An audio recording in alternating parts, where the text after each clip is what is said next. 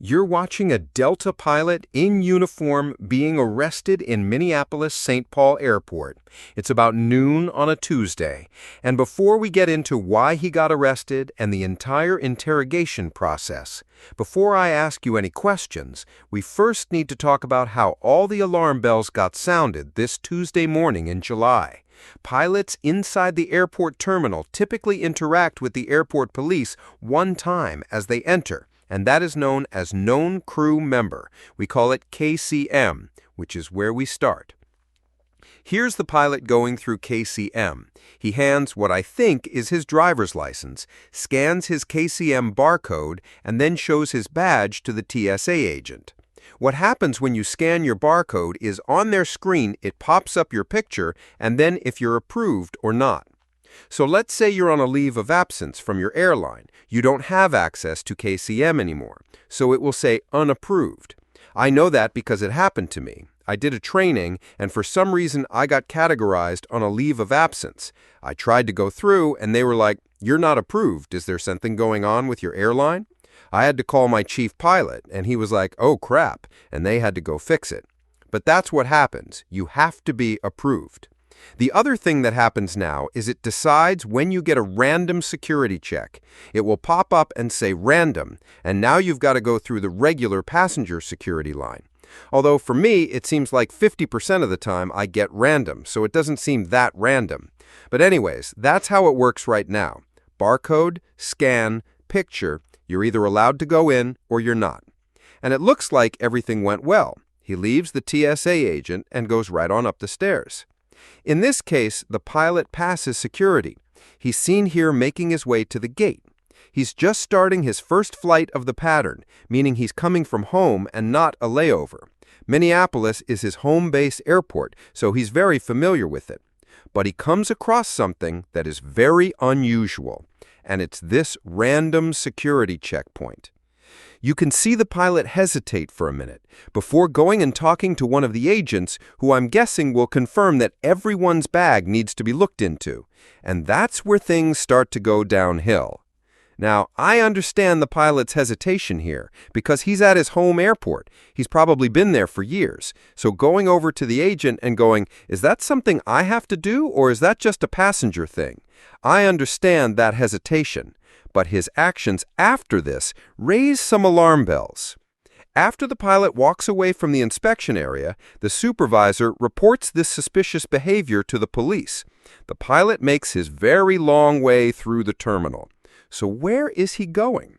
After going down an escalator and far from the terminal he was supposed to be at, he walks in here, the bathroom. Why walk so far away unless you were trying to do something you didn't want anyone to see, especially these guys? According to police records, he was in there for 27 seconds before he walked back out and went to the security checkpoint he had originally walked away from. And while he was there, the police came over to ask him what he was doing. The pilot says he went into the crew room, but when police call the eye in the sky, they confirm he actually walked into this bathroom. Like a good police officer, they're thinking, why would he lie? So they went into the bathroom to see if there was anything suspicious in there. Meanwhile, the pilot and one of the flight attendants head down the jet bridge. This pilot would start doing their pre-flight duties, a walk around, setting up the aircraft. But the police in the bathroom found something hidden in the trash, which caused them to be even more suspicious. And they have to move quickly because this Delta aircraft is already starting to board. The police officers are quickly dispatched over to the gate. And this is when the gate agent knows it's going to be a problem. It's not just one, not two, but at least 3 different officers. Now, you know it's not a lot of space in the flight deck, and now you have 3 police officers showing up? What's interesting is this detective, while he's up there, offers for this pilot to call in sick. The pilot says, No, I feel fine. I want to go do the flight. Once it becomes obvious this plane is definitely not going anywhere, passengers are quickly told to get back off. After they finish deplaning, you see the pilot here in handcuffs, but you'll notice he isn't wearing the same hat. He's wearing a ball cap, which to me is a bit strange. If I was trying to be really low-key about it, the hat makes sense, but I would also just take off my uniform shirt. If I see a pilot with handcuffs, the baseball hat isn't going to make me think, oh, everything's normal here. It would draw even more attention. About 3 hours after all this started, he's taken back here to the police station for a breathalyzer and a blood test. This is common. If you're ever involved in an incident, even a major mechanical failure that has nothing to do with you, when you land, you better expect to be tested. It's part of what you sign up for when they give you a $300 million aircraft to fly. Which leads us into the interrogation, where it all starts to unravel. What he's apologizing for is throwing away a bottle of liquor. And he's not talking about a mini. According to reports, they found this, an unopened 1.75-liter bottle of Phillips vodka. When I saw that, I thought, this must be some cool brand of vodka. Spoiler alert, they sell it at Target for $14.99, and it comes in a plastic bottle. Anybody knows if your vodka is coming in a plastic bottle, it's basically the absolute cheapest you're going to get. Remember, this is happening on a Tuesday. He originally told the police it had been 3 days since he had last drank. He lied about going to the crew room, and now he's changing his story on when he drank. There is a reason for them to keep digging. Now this blows my mind. The pilot was given the out of all outs. The detective gave him the option to call in sick.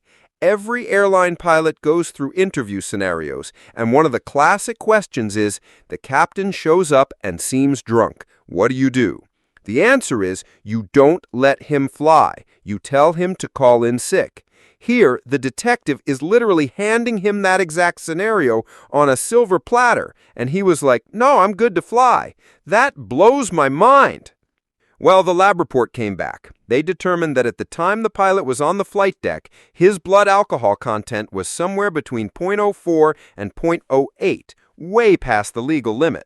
According to court records, he served 1 weekend in jail, home detention, and was placed on probation, which included alcohol treatment. So what happens now? I've personally known people who have had this happen. The FAA is going to revoke all of their licenses, but they can't take away your experience. If this pilot chooses to, he can go back and retake all of his exams, pass the check rides, and eventually reapply to different airlines. He's also going to be put in a program we call the HIMSS program. Now, the really sad part about this is that the day before, that pilot had called his chief pilot and said, hey, chief, listen, man, I'm having a hard time. I have an issue. The airline would have gone way above and beyond to help him, sending him to rehab, keeping him on salary, helping him get fixed. You take that action and they will help you. You'll be in the HIMSS program, but you get to keep your job. However, if you show up to your plane under the effects of drugs or alcohol, the airlines don't have a choice. They have to fire you. It shows poor judgment, and one of the biggest keys to being a pilot is making good judgment. This is obviously poor judgment, and nobody's going to deny that. They even have websites specifically for pilots in the HIMSS program so they can get back on track. And, I mean, this video honestly wouldn't be complete if I didn't mention that a lot of rehab facilities have breakfast included at no charge. So you'd have like 30 days of free breakfast. Just throwing it out there. I look forward to hearing from you. Until then, keep the blue side up.